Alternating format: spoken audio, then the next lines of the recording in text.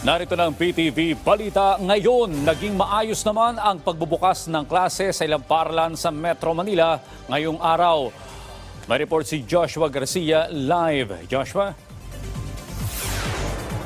Audrey, back to school na nga. Maraming estudyante dito sa Batasan Hills National High School, Quezon City.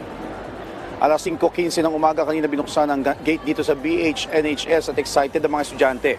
At naging maayos naman kanina ang pagpasok ng mga mag-aaral dahil sa entrance pa lang ay may mga uniform personnel at mga guro ang gumagabay sa mga ito hanggang pagpasok sa kanilang silid-aralan. Sa huling datos, Audrey, na nasabi ng eskwelahan noong August 24, nasa mahigit 18,000 estudyante ang inaasahan nilang dumagsa ngayong araw. Mas mataas ng 400 kung ikukumpara sa nakaraang taon. Kaya naman dalawa ang shift ng klase dito.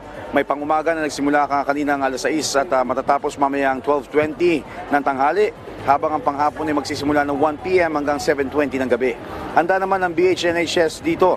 Audrey, katunayan ay maliban sa mahigit 600 guro na meron sila ay nagpadala na rin ng mahigit 500 guro ang Quezon City School Division Office para matugunan ang bilang ng mga mag-aaral. Maliban naman sa shifting schedule ng klase, Audrey, mayroon din silang blended learning kung saan 3 araw lang ang estudyante sa eskwelahan at 2 araw naman sa bahay para sa online classes. Samantala, Audrey, narito din ang presensya ng ilang kapulisan at iba pang uniform personnel ng lokal na pamahalaan para nga matiyak ang seguridad at kaayusan sa kapaligiran ng paaralan. At yan muna ang latest. Balik sa iyo dyan, Audrey. Maraming salamat, Joshua Garcia. Samantala, sa ating weather update, humina na ang bagyong Goring habang papalabas ng bansa. Ang bagyo ay huling namataan ng pag-asa 220 kilometro sa silangan ng Apari, Cagayan. Taglay nito ang lakas ng hangin na umabot sa 155 kilometro malapit sa gitna at pagbugso ng hangin na umabot sa 170 kilometro kada oras. Ito'y kumikilos ng pahilaga-hilagang kanluran sa bilis na 10 kilometro bawat oras.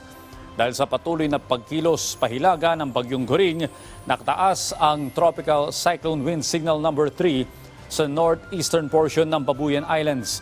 Signal number 2 naman sa Batanes, nalalabing bahagi ng Babuyan Islands at sa extreme northern portion ng mainland Cagayan.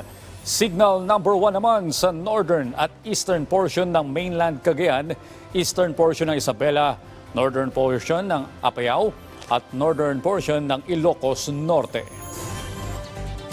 At yan ang mga balita sa oras na ito. Para sa iba pang update, i-follow tuloy kami sa Facebook at Twitter sa @PTVPH. Ako po si Audrey Goriseta. Magandang umaga.